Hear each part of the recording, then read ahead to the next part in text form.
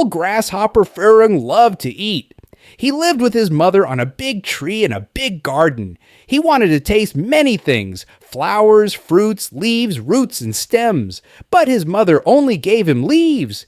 In the morning, he ate tender twigs. At noon, tender twigs. And at night, tender twigs again. One Monday, Furung quietly went to the garden and ate 1 banana. On Tuesday, he ate 2 black plums. On Wednesday, 3 yellow flowers. On Thursday, 4 juicy leaves. On Friday, 5 green beans.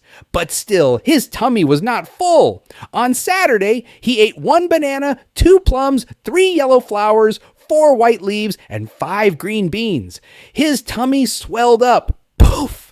Furung could not fly anymore. He sat under the tree and started to cry. His mother came, scolded him, gave him water, and held him until he fell asleep.